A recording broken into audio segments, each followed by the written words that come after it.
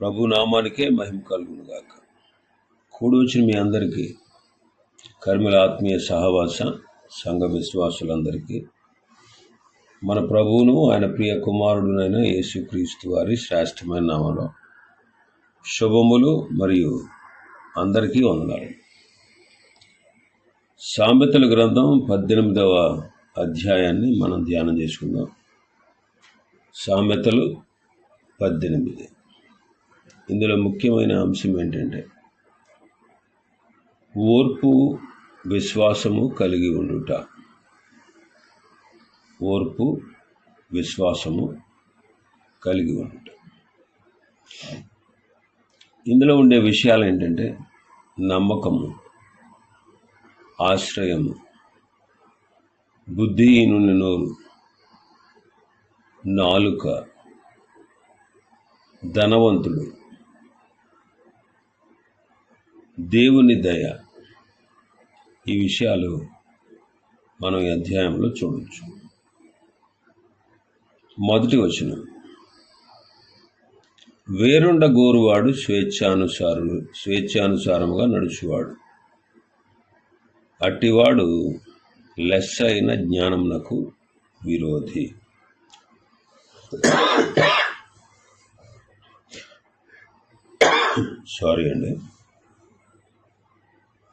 వేరుండ గోరువాడు స్వేచ్ఛానుసారముగా నడుచువాడు, అట్టివాడు లెస్స అయిన జ్ఞానమునకు విరోధి.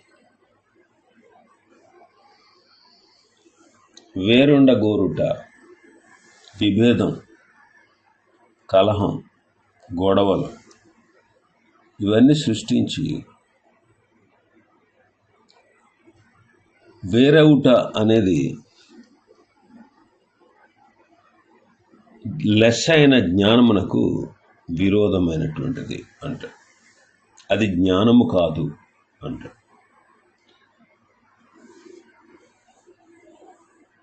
లోతు అబ్రహాము నుంచి వేరవ్వాలి, వేరుగా ఉండాలి,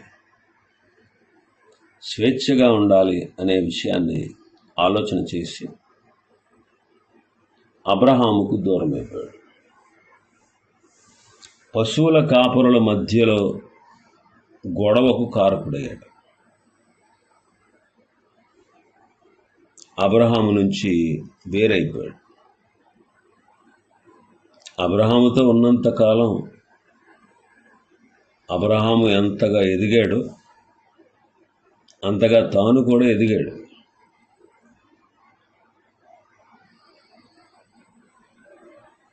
వారు కలిసి నివసించలేనంత విస్తారమైన పశు సంపదను వాళ్ళు సంపాదించుకోగలిగారు. మరి వేరుండ గోరి స్వేచ్ఛను కోరుకుని సొదొమ పట్టణ ప్రాంతాన్ని కోరుకుని ఆ పట్టణ గవిని వద్ద కూర్చునుటకు ఆ దేశపు పెద్దలలో ఒకడిగా పేరు సంపాదించుకోవాలని తను స్వేచ్ఛను కోరుకున్నాడు.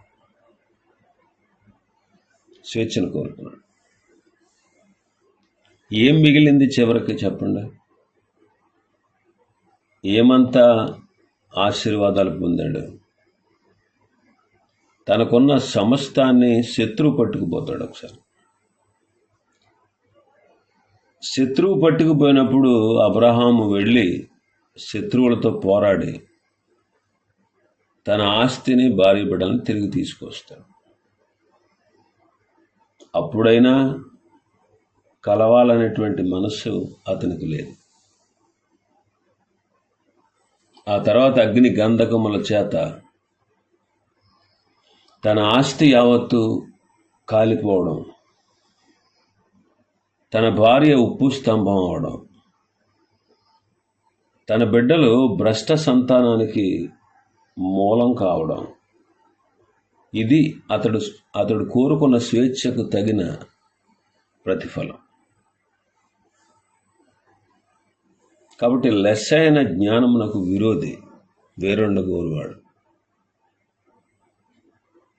ఇష్టం వచ్చినట్లుగా జీవించడం అనేది స్వేచ్ఛ కాదు, అది గుర్తుపెట్టుకోవాలి. స్వేచ్ఛ అంటే ఇష్టం వచ్చినట్లుగా జీవించాలనుకోవడం, అది స్వేచ్ఛ కాదు. అది నీ జీవితానికి నాశనం. అలా ఆలోచించేవాడు తన జీవితాన్ని పాడు చేసుకుంటాడు. అలాగే క్రొత్త నిబంధనలో చిన్న కుమారుడు తండ్రిని విడిచాడు, అన్నని విడిచాడు, కుటుంబాన్ని విడిచాడు, తనకు వచ్చిన ఆస్తిని కూడబెట్టుకుని దూర దేశానికి వెళ్ళిపోయాడు. తన ఆస్తి అంతా ఖర్చు పెట్టేశాడు. దుర్వ్యాపారం చేసి, వేశ్యలతో సాంగత్యం చేసి, తన దగ్గర ఉన్నదంతా అయిపోయింది. స్వేచ్ఛను కోరుకున్నాడు, లోకాన్ని కోరుకున్నాడు, తండ్రి సాన్నిధ్యాన్ని విడిచాడు. తండ్రి సాన్నిధ్యంలో ఉండేటువంటి విలువైనవి అప్పుడు అతనికి గుర్తులేదు. బుద్ధి వచ్చినప్పుడు అవి గుర్తొచ్చాయి. నా తండ్రి ఇంటి ఆహారం సమృద్ధిగా ఉంది, నా తండ్రి ఇంటి అనేక మంది పనివారు ఉన్నారు, నా తండ్రి ఇంట్లో పనిచేసేవారు ఎంతో ఆరోగ్యంగా ఆహ్లాదంగా ఉన్నారు అని అప్పుడు బుద్ధి వచ్చినప్పుడు వాటిని తలపోసుకున్నాడు. తిరిగి తండ్రి సాన్నిధ్యానికి చేరాడు. కాబట్టి వేరుండడం అనేది స్వేచ్ఛగా జీవించడం కాదు.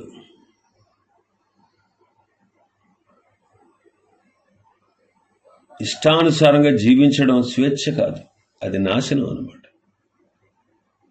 కాబట్టి ఆ విషయంలో జాగ్రత్త వహించాలి. లూసిఫర్ కోరుకున్నది కూడా అదే. లూసిఫర్ కోరుకున్నది కూడా అదే. దేవుని నుండి వేరై వాడు స్వేచ్ఛగా ఉండాలని, వాడు ఇష్టం వచ్చినట్టుగా బ్రతకాలని,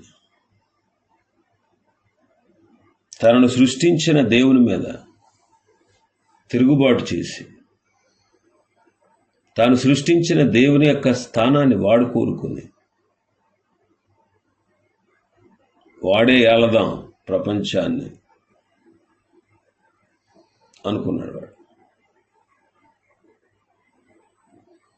వేరైపోవాలనుకున్నాడు. వేరే ఏమి సాధించాడు? నిత్య నరకాగ్నికి పాత్రుడయ్యాడు.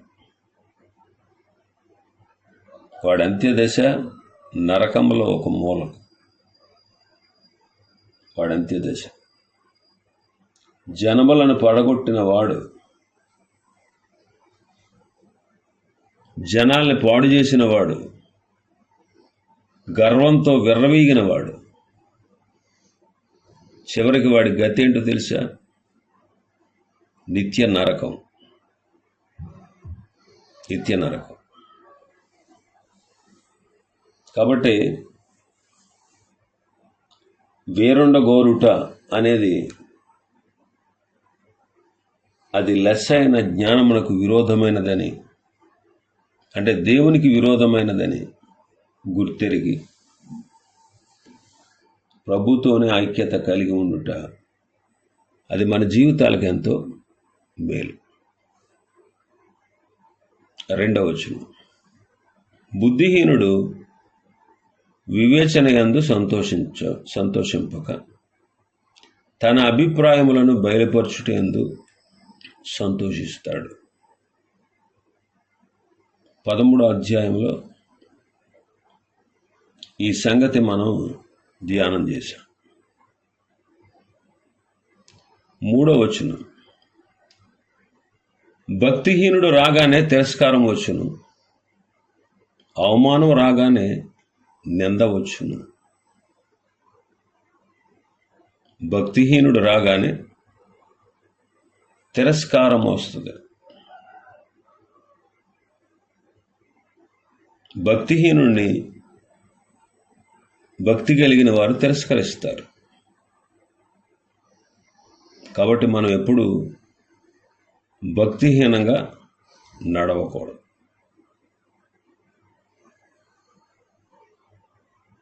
అవమానం రాగానే నింద వస్తుంది అంటారు. అవమానకరమైన పనులు చేస్తే అవమానం వస్తుంది. అవమానం రాగానే మనం నిందించబడుటకు అవకాశం ఉంటుంది. కాబట్టి నిందించబడేటంతటిగా మనం మన పనులు చేయకూడదు. 4వ వచనం,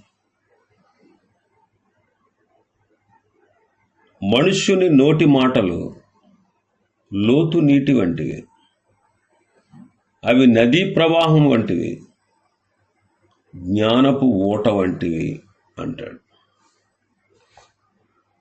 నరుని హృదయాలోచనలు లోతు నీళ్ల వంటివి. హృదయంలో నుండి మాటలు వస్తాయి.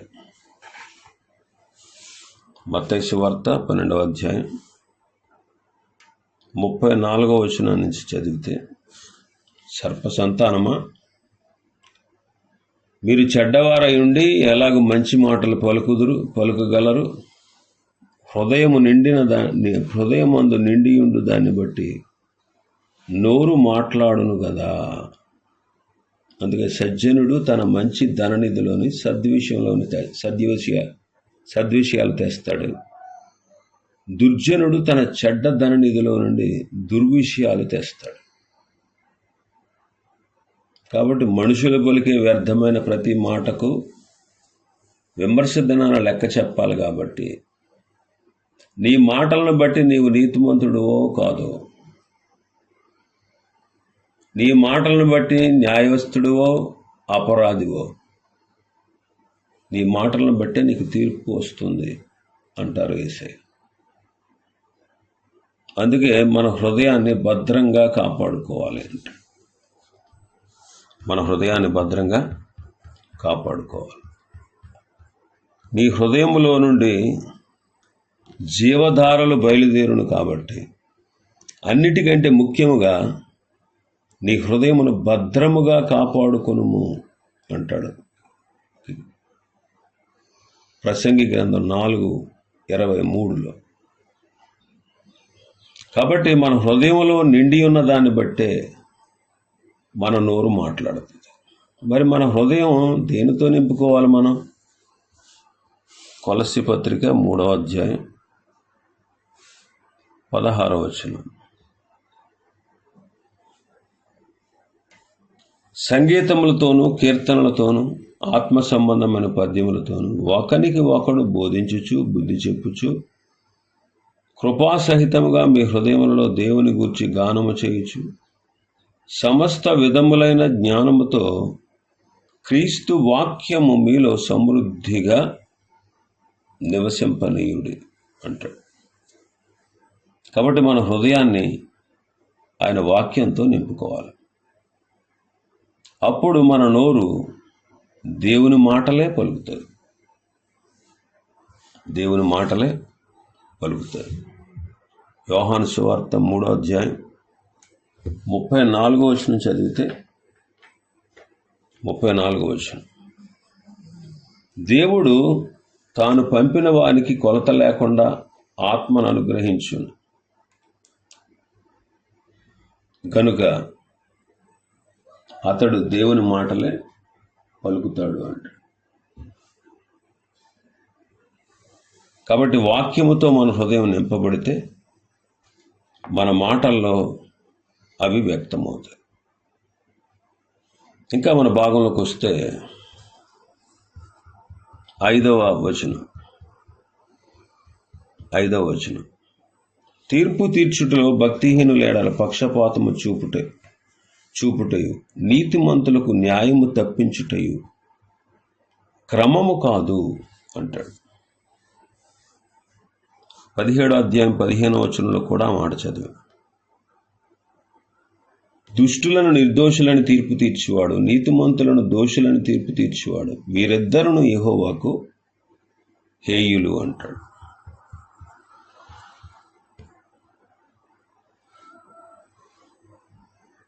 ఇరవై 28వ అధ్యాయం 21వ వచనాన్ని చదివితే పక్షపాతము చూపుట మంచిది కాదు అంటాడు. నిర్గమకాండం 23వ అధ్యాయం 2వ వచనం. న్యాయమును త్రిప్పివేయుటకు సమూహముతో చేరి వ్యాజ్యములో సాక్ష్యము పలుకకూడదు. న్యాయము త్రిప్పివేయడానికి సమూహంతో చేరి అబద్ధ సాక్ష్యం పలకూడదు. 6వ వచనం అంటాడు, దరిద్రుని వ్యాజ్యములో న్యాయము విడిచి తీర్పు తీర్చకూడదు. న్యాయం విడిచి తీర్పు తీర్చకూడదు. అన్యాయపు తీర్పు తీర్చకూడదు అంటాడు లేవీకాండం 19వ అధ్యాయం 15వ వచనం. అన్యాయపు తీర్పు తీర్చకూడదు. భేదవాడని పక్షపాతము చేయకూడదు. గొప్పవాడని అభిమానము చూపకూడదు. న్యాయమును బట్టి నీ పొరుగువానికి తీర్పు తీర్చవలెను అంటాడు.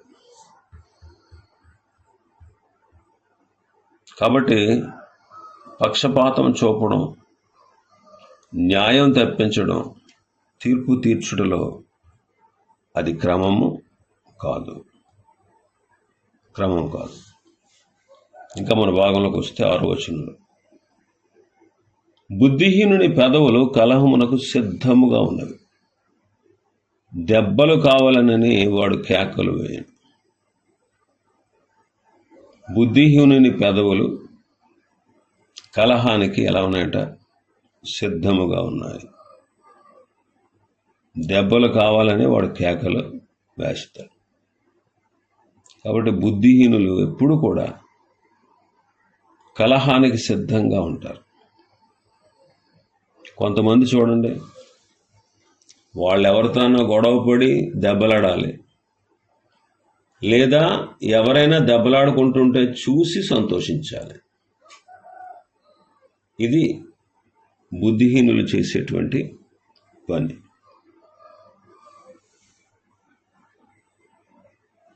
ఇంకా 7వ వచనంలో కూడా ఉంటుంది చూడండి, ఇంకొక మాట, బుద్ధిహీనుని నోరు వానికి నాశనము తెచ్చును, వాని పెదవులు వాని ప్రాణమునకు ఉరి తెచ్చును అంటాడు.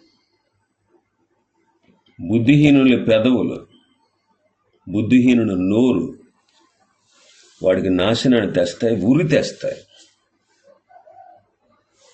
నాశనం ఊరిని తీసుకొస్తాయి.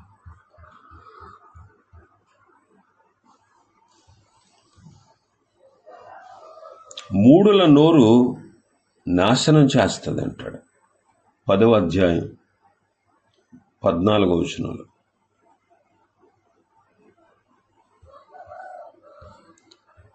12వ అధ్యాయం 13వ వచనంలో,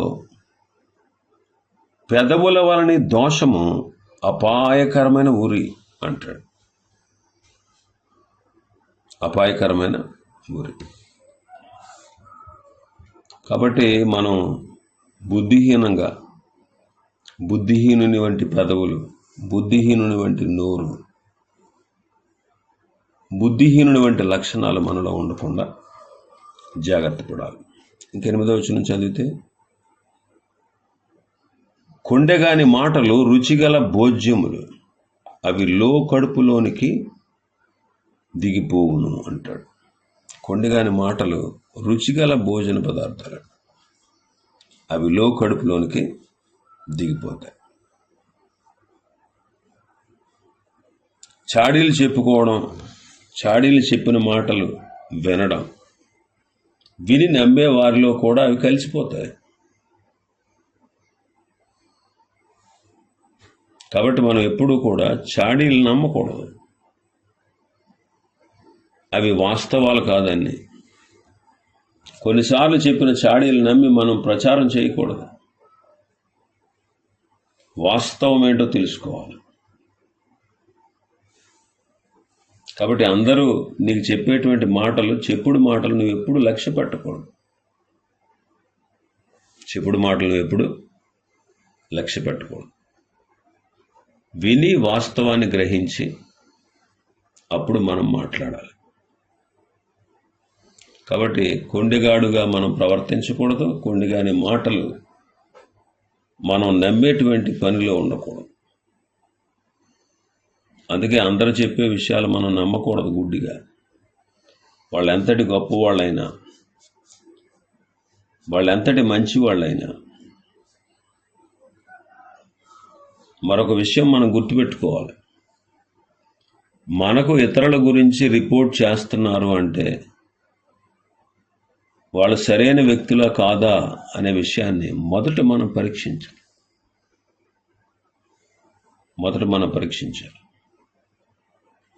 ఎదుటివారి గురించి మన దగ్గర చెప్పేటువంటి మాటలు మన దగ్గర ఎక్కువగా మాట్లాడుతూ ఉంటే, వాళ్ళు ఎలాగా వీళ్ళలాగా అంటూ ఉంటే, వాళ్ళ విషయమే మనం కొంత జాగ్రత్త వహించాలి.